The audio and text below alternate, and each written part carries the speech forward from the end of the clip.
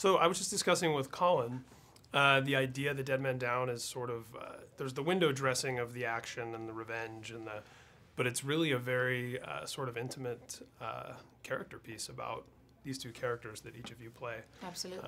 Yeah, I would assume that would be your interpretation as well. Is that a big part of what attracted you to this story? Yeah, for sure. And for me, when I read the script, I think this movie has like the perfect kind of ingredients to make an amazing movie, because like kind of similar to True Romance in a way. It has that the crazy, you know, violent action world kind of as a set around it, but in the core, in the heart of the movie, it's just about two people, you know, struggling with life and two people that are quite scarred inside and on the outside as well. For my character, but and I love that. I love the whole kind of the way the relationship develops, and that they are both on those two different roads first, and driven by anger and rage, and then when they start to get to know each other, it kind of slowly changes, but they don't really expect it, and they don't really know how to deal with it.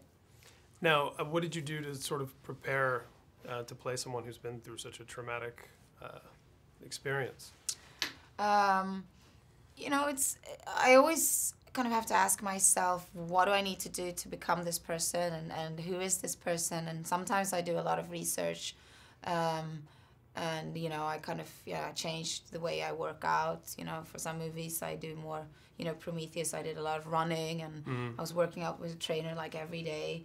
And, you know, The Ghost of Dragon Tattoo, I did martial arts a lot. But for this one, I did Pilates, you know, because I wanted to, you know, she's very feminine, she's very girly, and everything about her is, you know, kind of, she wants to be likable, she wants to be attractive, and she wants, you know, her life has been circling around beauty because she was a beautician before the accident.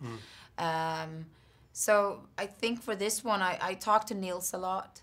And with Colin, but it was a lot of just like inner preparation for me, just like going into myself, and how much does you know, the face and the look actually mean to you, and how much are you actually using that, and what would happen if you don't have it.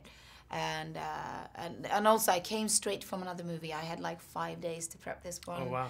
And it was only you guys just had a few days of rehearsals even together, I know, right? Yeah, but because I worked with Niels before, you know, we know each other so well. So I can kind of, you know, I came to Philadelphia and I kind of jumped straight into it.